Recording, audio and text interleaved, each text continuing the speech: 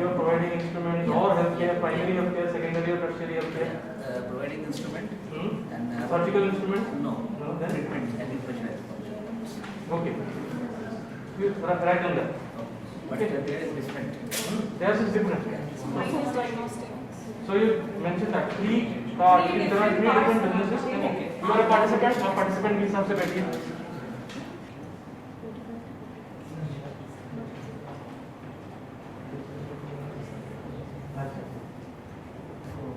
Okay, this is one of the area business model canvas which we will discuss today.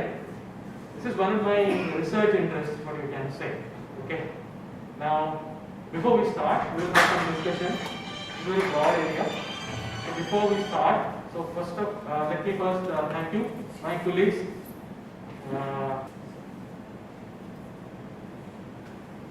So we will start with this is the definition. So business model canvas is a strategic management tool. Remember, this is a tool to quickly and easily define and communicate a business idea or concept. ये including among water activities and for the same we are also tying up with other associations. Okay. It helps us to carry out. Did you get any idea about what this business is? Did you get any clarity? कुछ पता चला वो business क्या है? Particularly, you may not find in any book. ये मेरा खुद का क्रिएशन नहीं बोल सकता हूँ, अरे खुद का लर्निंग है, जिसको मैं यहाँ पे बोल रहा हूँ. In this one-page document, we will be able to describe the three broad functions of the business: marketing, operations, and finance.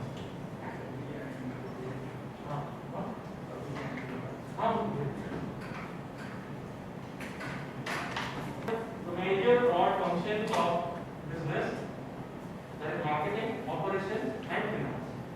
ठीक है, ये तीन चीजें हम लोग एक्सप्लेन करेंगे इस वन पेज डॉक्यूमेंट में, जो कि आपके आइडिया को एक कोहेरेंट तरीके से, मतलब एक ऑर्गेनाइज्ड मैनर में प्रेजेंट करना होगा.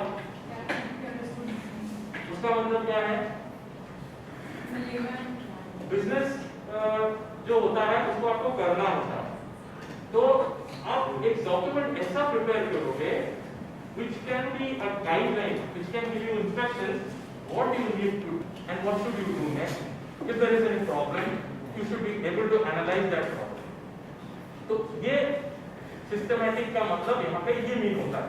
So we should prepare a document or some document which can help us take business decisions, make business decisions in a systematic manner. उसका मतलब है कब स्टार्ट करेंगे, क्या स्टार्ट करेंगे, कहाँ में स्टार्ट करेंगे, फिर उसके बाद हम लोग क्या करेंगे. ठीक है. So this is the definition and this is my interpretation.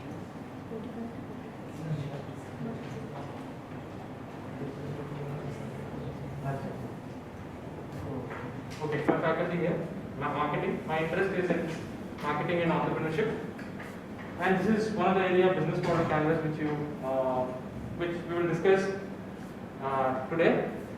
This is one of my research interests, what you can say. Okay. Now, before we start, we will have some discussion. It's a very broad area. So before we start, so first of let me first thank you, my colleagues, Mr. Roshan Bedford, and Ms. Sweta. So it's very it's their the whole arrangement has been made by them. And so let me first thank you both of them. And क्या है उसके लिए मैं छोटा सा experiment आपके साथ करूँगा. ठीक है, छोटा सा एक्सपेरिमेंट, आपको जवाब देना है. आप क्या करोगे?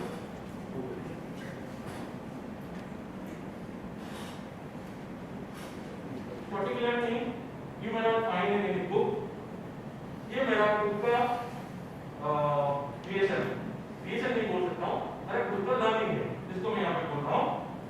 In this one-page document, we will be able to describe the three broad functions of the business: marketing, operations, and finance.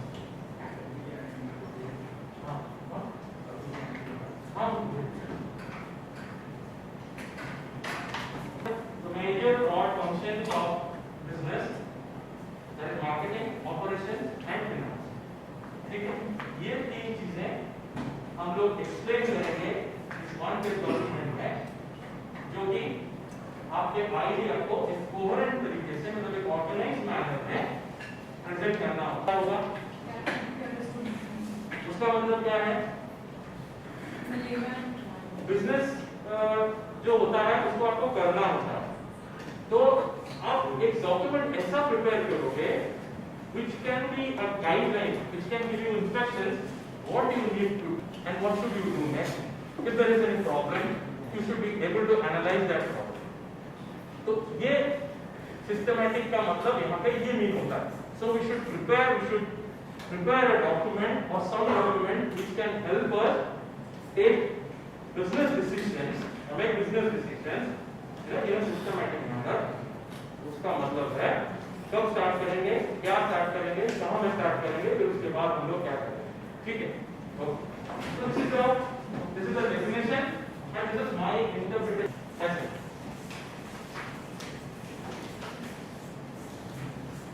पहले ऐसे लाइन ड्रॉ करो, ऑरेंज नहीं रखो, उसको फोल्ड मत करना, फोल्ड नहीं करना है, ऑरेंज नहीं रखना है और नीचे के लाइन में ड्रॉ करना.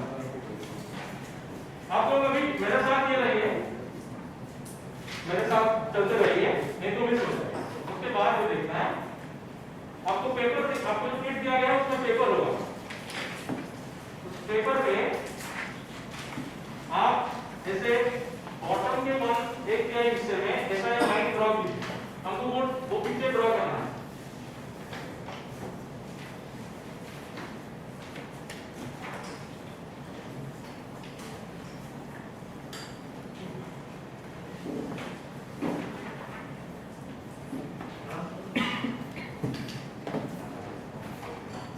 ग्रुप आपके प्रोडक्ट को खरीदने के लिए पैसा देगा, वो ग्रुप कौन.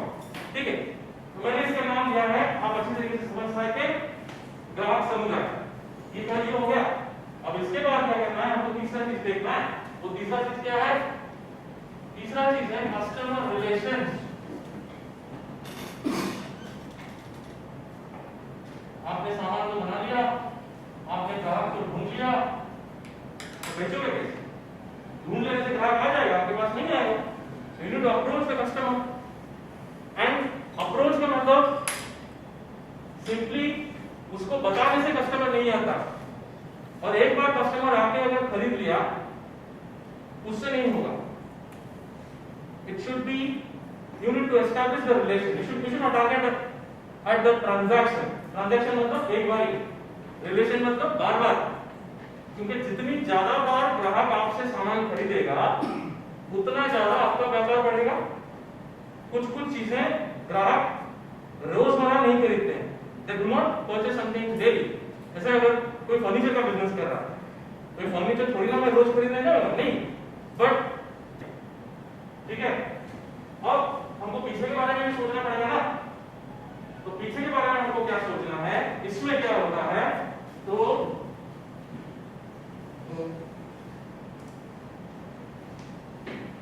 अब आपने जो किया हुआ है, जो डिसाइड किया है कि इसको बनाना है, फिर इसी ग्राहक को देना है, पहले उसको इस तरीके से हमको बताना पड़ेगा, जानकारी देना पड़ेगा और इस चैनल के जरिए उसको डिस्ट्रीब्यूट करना.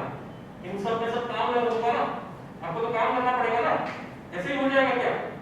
तो क्या क्या काम करने पड़ेंगे बिजनेस को स्टार्ट करने के लिए, ये प्रोसेस को पूरा रन करने के लिए क्या क्या काम करने पड़ेंगे. यहाँ पे आपने सामान बनाया, you created value, manufactured the value, you identified the customer, you communicated the value, you distributed the value. हो गया? आपने सामान बनाया, ग्राहक की पहचान की, सामान के बारे में सूचना दिया, सामान को पहुंचाया. इसकी प्लानिंग आपने कर ली, ये प्लानिंग है. और इसको करना कैसे है, इसके लिए क्या क्या काम लगेंगे, वो होता है आपका ये 5-6 वाले में. ये 4 क्या था, ये 5 की एक्टिविटीज, गतिविधि.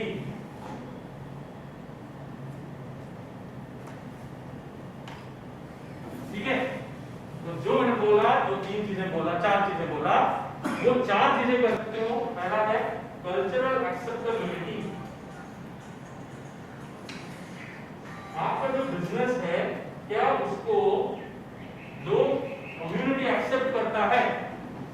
छोटा सा उदाहरण, बहुत सारे जगहों पे पिग फार्मिंग, सुअर जो होता है उसके फार्मिंग को एक्सेप्ट नहीं किया जाता। पोल्ट्री फार्मिंग अगर आप करने के लिए बोलोगे तो पोल्ट्री फार्म को लोग बोलते हैं गांव के बाहर लगाने के लिए, नजदीक नहीं लगाना क्योंकि उसमें से बदबू आती है। किसी किसी जगह में, किसी किसी कम्युनिटी में वो भी एक्सेप्ट नहीं किया जाता, पोल्ट्री फार्मिंग या पिग फार्मिंग नहीं करना।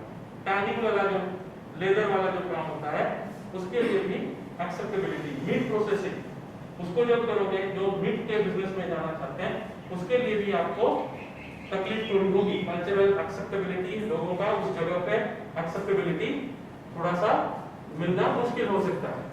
ठीक है, तो आप जो बिजनेस कर रहे हो क्या उस जगह में कम्युनिटी जो है उसको नापसंद है। कल्चरल एक्सेप्टेबिलिटी में क्या उस कम्युनिटी को, सोसाइटी को या कम्युनिटी को उसको नापसंद है। अगर नापसंद है तो वो रजिस्टर करेंगे उस बिजनेस को वहां पे करने के लिए।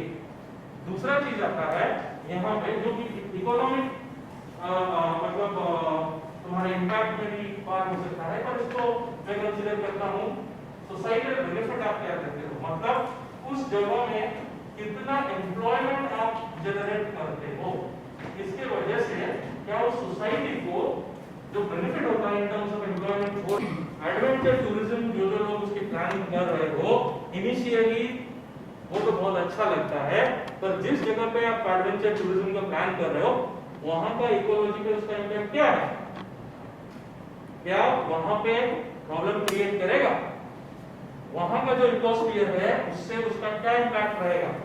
अगर नेगेटिव इम्पैक्ट आता है तो आपका बिजनेस लॉन्ग टर्म तक सस्टेनेबल नहीं है। जो बिजनेस आप कर रहे हो वो लॉन्ग टर्म तक वहां पे नहीं होगा। ये ड्रैगन फ्रूट का जो आप कल्टीवेशन कर रहे हो वो ड्रैगन फ्रूट के कल्टीवेशन करने से, and this two things are your outcome and output will be driven by your output और ये रिप्रेजेंट करते हैं आपके outcome and they will decide your fate कि आपको इसी बिजनेस जर्नी में कंटिन्यू करना या फिर कुछ इनोवेशन करना।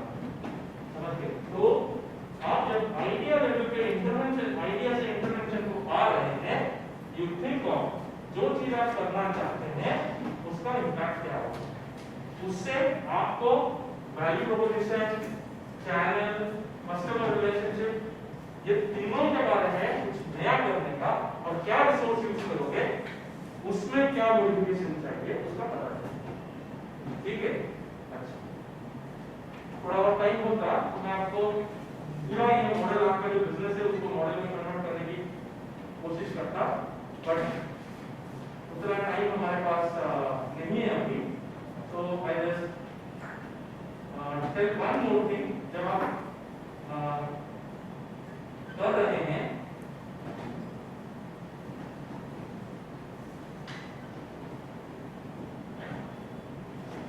हम लोग जब स्टार्ट करेंगे तो ये बिजनेस मॉडल जो कैनवस आपने जो बनाया हुआ है उसको यूज आप कैसे कर सकते हैं।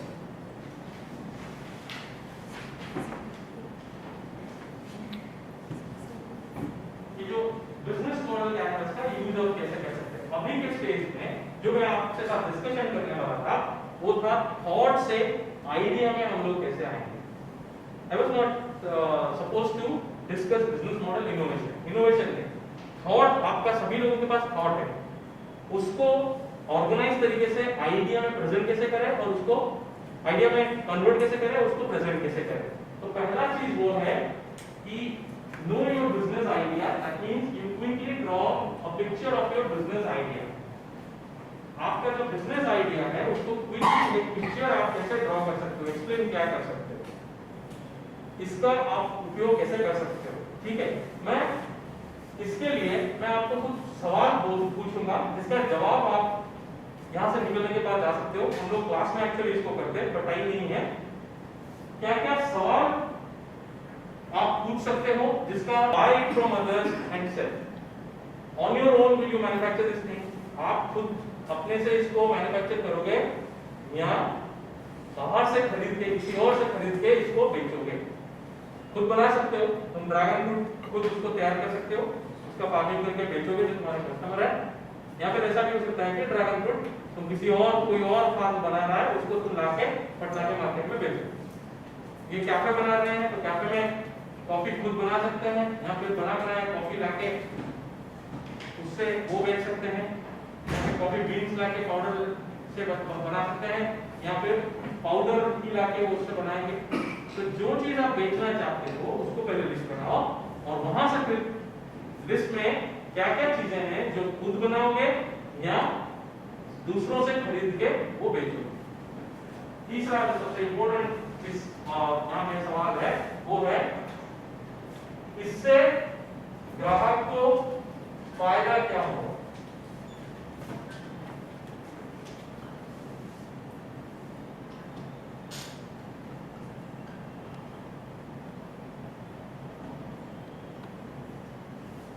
आप जो भी सर्विस देना चाहते हो या प्रोडक्ट बेचना चाहते हो उससे कस्टमर को फायदा क्या होगा,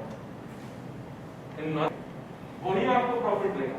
ग्राहक आपके साथ जुड़ेगा क्योंकि उसके साथ ये फायदा हो रहा है। तो ये तीन सवाल वैल्यू प्रोपोजिशन को जब आपके दिमाग में आता है, पहला चीज मुझे बिजनेस करना है तो first you think of the value proposition. Value proposition में तीन चीजें आ रही हैं। आप क्या बेचना चाहते हो पहला, दूसरा खुद बनाओगे या दूसरों से खरीद के बेचोगे, will you manufacture this product or service or will you get it from others and sell it, ठीक है। तीसरा, what benefit the customers will get by using this product or by buying this product from you, ठीक है। ये सबसे जरूरी है, फायदा बेनिफिट। डोंट टेल मी कि क्वालिटी मिलता है, कोई भी ये मत बोलना कि क्वालिटी क्या है, आपको ये बताना पड़ेगा आपके हिसाब से क्वालिटी क्या है। सब लोग बोलते हैं क्वालिटी, पर क्वालिटी क्या है। हम गारमेंट्स बनाते हैं तो तुम्हारा गारमेंट क्यों खरीदेगा, क्योंकि हमारा गारमेंट क्वालिटी है। भाई क्वालिटी है क्या, ये गारमेंट का क्वालिटी क्या है और ये इस गारमेंट का क्वालिटी क्या है, उसके बीच में डिफरेंस क्या है। या ये गारमेंट का क्वालिटी, ये शर्ट है और ये भी टी शर्ट है, तो कोई ये क्यों खरीदेगा, कोई ये क्यों नहीं खरीदेगा। आपने ये बनाया है, उन्होंने वो बनाया है, तो कोई ये क्यों खरीदेगा, वो क्यों नहीं खरीदेगा। क्या ये क्वालिटी प्रोडक्ट नहीं है? तो अगर ये क्वालिटी प्रोडक्ट है तो क्या ये क्वालिटी प्रोडक्ट नहीं है? सब लोग तो बोलेंगे क्वालिटी। कौन बोल सकता है कि मेरा प्रोडक्ट क्वालिटी नहीं है? उसके क्वालिटी से उसको बेनिफिट्स क्या ये क्वालिटी क्या है, फंस गए हो तुम। क्वालिटी क्या है, वही क्वालिटी का बेनिफिट्स। क्वालिटी क्या है, इस टर्म्स में आप क्वालिटी को एक्सप्लेन करते हो, खाली बेनिफिट्स नहीं होते हैं। नहीं, क्वालिटी का बेनिफिट्स, क्वालिटी से होने वाले क्या बेनिफिट्स। क्वालिटी से होने वाले बेनिफिट्स मतलब अगर जैसे लॉस है सर, सपोज कि आपका बिजनेस को लेके एक्सप्लेन कीजिए। जी सर, मेरा बिजनेस है सर, हम लोगों का ऑनलाइन डिलीवरी का सर है, ठीक है। तो उसमें क्या होता है कि कभी कस्टमर जो है इस ब्रांड आपका सर्विस क्या है, आप सर्विस क्या देना चाहते सर्विस हैं? प्रोवाइड करते हैं। ई कॉमर्स का मतलब क्या है? ई कॉमर्स जो भी हाउस होल्ड से लेकर सर ग्रोसरी वगैरह जो भी है या फिर गारमेंट्स वगैरह जो भी है, वो सारा हमारे प्रोडक्ट अवेलेबल है। वो हम लोगों तो आप एक प्लेटफॉर्म देते हो, यस सर, एक प्लेटफॉर्म प्रोवाइड करते हो सेलर्स को, हाँ। वो अपना प्रोडक्ट इस प्लेटफॉर्म पे रखेंगे, कस्टमर्स वहां से प्रोडक्ट खरीदते हैं, ठीक है। और तो फिर वहां पे हम लोग उसको डिलीवर करते हैं। तो मेरा आप डिलीवर करते हो, ठीक है। तो मेरा सवाल है, अमेज़न से नहीं खरीद के मैं आपसे क्यों खरीदूंगा? हाँ सर, तो सबसे पहले बात तो हम लोग तो उनको बेनिफिट्स बताते हैं कि आप हम लोग पे कर सकते हैं। फिर क्या अमेज़न में मैं बिलीव नहीं करता हूं क्या? फिर का मतलब क्या? नहीं सर, जैसे कि हमारे साथ जैसे उनके बिजनेस को अगर हम लोग देखेंगे, बिहार में जो सामान वो बेच रहे होंगे, साउथ में अगर चलेंगे वो सामान अलग हो जाएगा, कुछ चीजें नए जुड़ जाएंगे, जैसे सब्जी हो गया, ज्यादातर सामान सर अलग, ज्यादातर नहीं, सामान पर अलग होंगे, कुछ ना तो कॉमन होंगे। जैसे होता है, मैं जब यहाँ पे शिफ्ट किया बिग बास्केट में, मैं जो अचार यूज करता था वो यहाँ पे नहीं मिलता है, मैं जो सब्जी यूज करता था वो यहाँ पे नहीं मिलता है, ठीक है। तो कौन से जगह में जो ग्राहक है उसके हिसाब से ग्राहक का पसंद चेंज हो जाएगा। तो आपका सामान अगर आप पहले से तय कर लिए हो तो कौन से जगह के ग्राहक के लिए वो पसंद होगा, उसी के हिसाब से आपको वहां पे अपना बिजनेस बनाना होगा। सेकेंड थिंग क्या है यहाँ पे इंपोर्टेंट है, एज। ग्राहक का उम्र कितना है, किस ग्राहक के लिए बना रहे हो। ये शायद सभी बिजनेस के लिए नहीं होगा, पर आपके लिए तो है। आपके लिए है एज का छोटे बच्चों का प्रोडक्ट क्या रखते हो, बड़े बुजुर्गों का प्रोडक्ट क्या रखते हो, और बीच में जो 15 इयर्स कैटेगरी का फाइनल तो सभी बिजनेस में यहाँ पे शायद जितने बिजनेस है इस बिजनेस को छोड़ के जितने बिजनेस है सभी जगहों पे एज का बहुत ज्यादा इंपोर्टेंस रहता है। तो किस उम्र के ग्राहक के लिए? अच्छा, एज के बाद फिर आपका रहता है इनकम। ग्राहक का इनकम क्या है? ठीक है, ग्राहक का इनकम डेमोग्राफिक फैक्टर्स में एज, इनकम, तीसरा चीज होता है जेंडर। ये तीनों के बारे में आपको पता लगाना होगा। इसके अलावा कुछ स्पेसिफिक है, जैसे एडवेंचर टूरिज्म है, फिर हेल्थ केयर हो गया, वहां पे लाइफस्टाइल साइकोग्राफिक सेगमेंटेशन का इंपोर्टेंस रहता है। मैं यहाँ पे डिस्कशन ज्यादा उसको नहीं कर सकते हैं। म्यूजिक स्कूल भी हो गया, वहां पे भी साइकोग्राफिक्स का इंपोर्टेंस रहेगा, वैल्यू का इंपोर्टेंस रहेगा, डिफरेंट टाइप्स ऑफ म्यूजिक के लिए जो इंटरेस्ट रहेगा तो उसको कैसे ये करोगे। ठीक है, अच्छा, उसके बारे में डिटेल के लिए हम बात में जा सकते हैं। और अभी के लिए सिंपल आपका थॉट जो है उसको आइडिया में ये दो चीजें किसके लिए बिजनेस कर रहे हो और वो ग्राहक कैसा है, ज्योग्राफी एंड डेमोग्राफी फैक्टर। कुछ लोगों के लिए और डेमोग्राफिक फैक्टर जैसे ऑक्यूपेशन हुआ, एजुकेशन हुआ, ये सब चीजें इंपॉर्टेंट है। जो जिस तरीके से इंपॉर्टेंट है अगर आप जानते हो तो उसको यूज कीजिए, नहीं जानते तो मेरे पास आके हम डिटेल में इसके बारे में बात कर सकते हैं।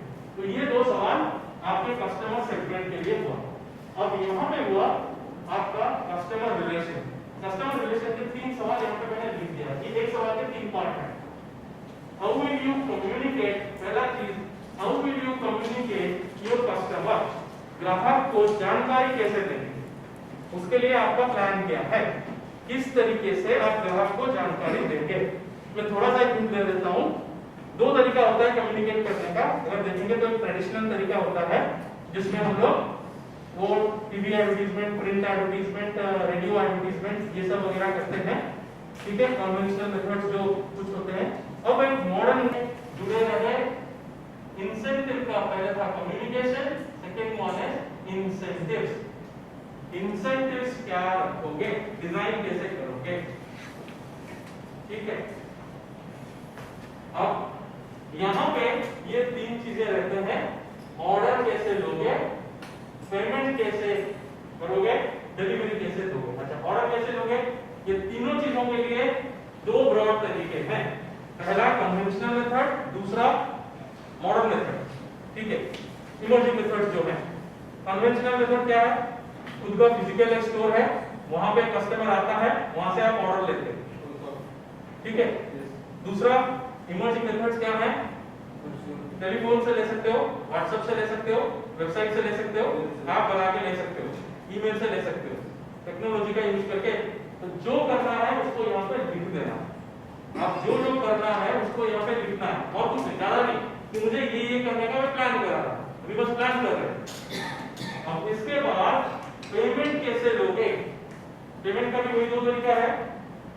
कस्टमर आता है, आपको कैश में पेमेंट देता है, ड्राफ्ट देता है, डीडी चेक देता है, या फिर कार्ड आता है, इसको पॉस मशीन के जरिए आप कर सकते हो। दूसरा तरीका क्या है, नेट बैंकिंग का यूज करो। तो जो करना है उसको यहाँ पे लिस्ट बना। फिर डिलीवरी का ब्रॉड दो तरीका है। कस्टमर खुद आके यहाँ से प्रोडक्ट कलेक्ट करता है या फिर आप जाके कस्टमर को प्रोडक्ट देते हो। ठीक है, कस्टमर के घर पे डिलीवरी होता है या कस्टमर यहाँ से कलेक्ट करता है। जो डिलीवरी होता है वो दो तरीके, एक आप खुद जाके डिलीवर करते हो, दूसरा किसी थर्ड पार्टी के जरिए या कुरियर के जरिए आप करवाते हो। जो आपको करना है यहाँ पे लिस्ट कर देना। तो ये हो गया आपके थॉट का। अभी तक आपने जो चीजें करना है, थॉट से आइडिया का ये थॉट लिस्टिंग हो गया। जिस सवाल का जवाब आप दे नहीं पाओगे, अगर सभी सवाल का जवाब आपके पास तैयार है, मतलब क्या करना है उसकी आपको क्लैरिटी है। जिस सवाल का जवाब आपके पास नहीं है उसको आपको ढूंढना पड़ेगा। ऑनलाइन ढूंढ सकते हो, मार्केट से जाके ढूंढ सकते हो। ठीक है, 5:30 बंद करें यहाँ पे। ठीक है, तो यहाँ पे बंद करते हैं। आगे के जो चीज रिलेट कैसे होते हैं Those very useful and should be continued. revenue, but time consuming is. ठीक है, कोई प्रॉब्लम नहीं है, हम यहाँ पे बंद करते हैं। बाकी जिसको अगर इंटरेस्ट है हम नेक्स्ट कुछ कनेक्ट करा सकते हैं, या फिर you can meet me and या फिर जो जो एक्टिविटी आप करोगे उसके लिए पैसा लगेगा। तो वो जो पैसा होगा है ना, उसमें पहला चीज होता है इन्वेस्टमेंट।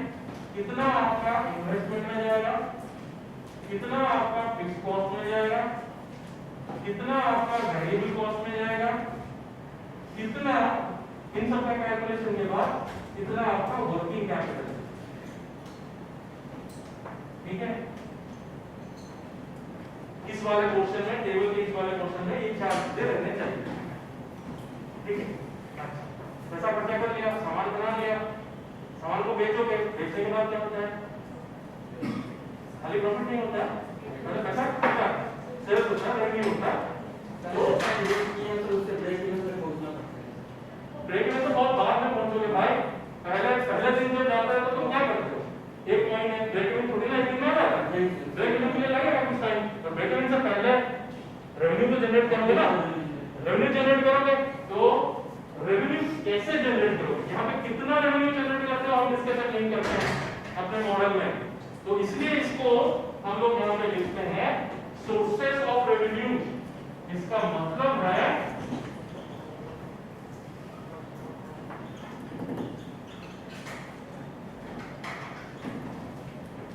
राजस्व के स्रोत। मतलब इसको मैं हिंदी में ढूंढ के जो शब्द निकाला वो है राजस्व के स्रोत। मतलब एक यूनिट का, मैं पूछ रहा हूं आपको, एक यूनिट का जो सोर्सेस ऑफ रेवेन्यू है वो क्या हो सकता है? हम लोग सब सोचते हैं प्रोडक्ट बेचेंगे, वो तो होता ही है, सर्विस बेचेंगे, बट उसके अलावा भी क्या एक वही बिजनेस से हम कुछ और कर सकते हैं, अलग तरीके से पैसा कमा सकते हैं। उसी बिजनेस में क्या क्या और चीजें हैं जिससे हम लोग पैसा कमा सकते हैं? सर एग्जांपल बिजनेस का, कोई भी बिजनेस हो, कोई भी बिजनेस हो, मैं बिजनेस के बारे में नहीं बोल रहा हूँ क्योंकि बहुत सारे बिजनेस आएंगे। मैं उस मॉडल को देख के बता सकता हूँ कि कहां से आपको पैसा मिल सकता है, वो मॉडल बोलेगा। सर एक तो सर इन्वेस्टमेंट में थोड़ा कटौती कर लेंगे। कटौती नहीं बोल रहा हूँ भाई, मैं रेवेन्यू बोल रहा हूँ, मैं कॉस्ट नहीं बोल रहा हूँ, इसलिए अलग अलग रखा है, इसलिए बोला था ऑर्गेनाइज नहीं है आपका था। मैं रेवेन्यू की बात कर रहा हूँ, मैं कॉस्ट कटिंग की बात नहीं कर रहा हूँ। कॉस्ट कटिंग में जाएगा तो कॉस्ट स्ट्रक्चर में जाएगा, तो कटौती करोगे तो वो तुम्हारे एक्टिविटी में थोड़ा सा इधर उधर करोगे, वो दूसरा बिजनेस मॉडल हो गया। मैं बोल रहा हूँ रेवेन्यू, वही एक पेज से रेवेन्यू कहाँ आ गया है। कस्टमर का वैल्यू बढ़ाएंगे, कस्टमर का जो जनसंख्या बहुत ज्यादा है। तो वो तो वही है ना, प्रोडक्ट और सर्विस बेच रहे हो। हाँ, इन्वेस्टमेंट क्या है? इन्वेस्टमेंट तुमने किया है, इन्वेस्टमेंट कोई तुम्हारी इसमें नहीं कर रहा है, वो इसमें करेगा तो तुम कोई बेच रहे हो प्रोडक्ट। तुम्हारा बाई प्रोडक्ट होता है, बाई प्रोडक्ट आता है कि नहीं? सभी में बाई प्रोडक्ट आएगा कुछ ना कुछ, वो बाई प्रोडक्ट को बेच सकते हो। प्योर सर्विस सेक्टर जो है जैसे उनका प्लेटफॉर्म है, वहां पे शायद बाई प्रोडक्ट कुछ नहीं होगा या क्या कम होगा, but can you use by product? बहुत सारे जगहों पे बाई प्रोडक्ट आएगा, तो उस बाई प्रोडक्ट का वैल्यू ऐड कर सकते हो। वो एक चीज हो सकता है। दूसरा चीज क्या हो सकता है? रिसोर्सेज काम करेंगे क्या करोगे जी। इसको? क्या करोगे रिसोर्सेज को? रिसोर्सेज में जैसे मान लीजिए जो प्रोडक्ट हम दे रहे हैं कस्टमर को, जिस अकॉर्डिंग अभी तो ई पोर्टल के थ्रू दे रहे हैं, हो सकता है तो उसको किसी आउटलेट के थ्रू दे सकते वो हैं। यहाँ पे आ गया, और चैनल में आप क्या करोगे वो अलग चीज है। आपने रिसोर्सेज बनाए हैं, इन्वेस्ट किया ना रिसोर्सेज में, रिसोर्सेज आप अपने काम के लिए लगा रहे हो, एक प्रोडक्ट बनाने के लिए, या वही रिसोर्सेज को रेंट में दे सकते हो। आपने ये चैनल बनाया है, ये कस्टमर रिलेशनशिप के लिए चैनल बनाया है और ये डिलीवरी के लिए चैनल बनाया है। क्या ये रिलेशनशिप वाला चैनल और ये डिस्ट्रीब्यूशन वाला चैनल को यूटिलाइज कर सकते हो और पैसा कमा सकते हो? फिर तो फ्रेंचाइजी मॉडल में चला मैं नहीं बता सकता हूँ, आपको सोचना होगा। मैं बस बोल रहा हूँ, वही थॉट्स मैं आपको दे रहा हूँ। तो उसमें फ्रेंचाइजी मॉडल में चला जाएगा। फ्रेंचाइजी मॉडल क्यों हुआ? ये फ्रेंचाइजी मॉडल नहीं हुआ। कोई रिसोर्स आपका जो चैनल है, डिस्ट्रीब्यूशन चैनल है, उसमें आप दूध भेजते हो, ठीक है, गाड़ी में दूध भेजते हो, ट्रक जब आता है वो खाली आता है, उस खाली ट्रक में वहां पर जो तेल बेचता है उसका तेल आप लेके आ रहे हैं, ठीक है, तो क्या वो यूटिलाइजेशन हुआ? हो सकता है, मुझे पता नहीं, मैं बस बोल रहा हूँ क्या ये आइडिया हो सकता है, आपको सोचना पड़ेगा। लीगल उसके लिए प्रोनाउंसिएशन देना पड़ेगा कि आप साधन का व्यवहार कर सकता है, हो सकता है कि नहीं? ऑप्शन है। हो सकता है कि नहीं? Optional है। तो आप सोच, ऑप्शनल नहीं, आप सोचो। ऑप्शनल ये चीज नहीं, आपको सोचना होगा। मेरा कहने का मतलब है, क्या ये आइडिया आपको दे सकता है? आप खुद का एडवर्टीजमेंट यहाँ पे कर रहे हो, उसके लिए आपने डिजिटल चैनल बनाया, यूट्यूब बनाया, यूट्यूब का एक चैनल बनाया जिसमें आपका प्रमोशन होता है, आपके फैन फॉलोइंग होते हैं। क्या उसमें किसी और चीज का आप एडवर्टीजमेंट कर रहे हो? प्रोडक्ट जो भी हो, ठीक है? यहाँ पे आपका कस्टमर है, ठीक है? तो स्टार्टिंग में क्या होना चाहिए? आप बिजनेस करना चाहते हो, ये आपका मार्केटर है, ये आपका कस्टमर है, ठीक है? तो मार्केटर कस्टमर को क्या देगा? तो उसको देखो, स्टार्टिंग में हमारा जिनसे आप ये सामान लोगे, supplier, model, supplier two, supplier three, वो उनको आप क्या दोगे और उनसे आप क्या दोगे? ये छोटा सा डायग्राम करके बता, और उस डायग्राम के बाद फिर जो बिजनेस मॉडल डायग्राम से आंसर से ले रहे हैं उसको लिखिए, उसके लिए आंसर, ठीक है? आप एक करके देखो, कहीं पे क्या करो, ये आधा वाला आप ये तरीके से नहीं पाया है, इसको ज़्यादा आगे करना है, आप आ सकते हो।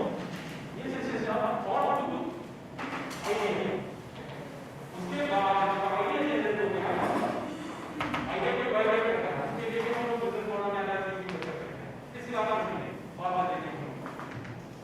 आपका आइडिया हो गया, बिजनेस मॉडल से आपका मॉडल बना चलेगा। ये जो मॉडल बनी है, आप बिजनेस से आपका ट्रांजैक्शन को पता लगेगा, ठीक है? क्या क्या ट्रांजैक्शन कर रहा है, हमारा मॉडल बना है।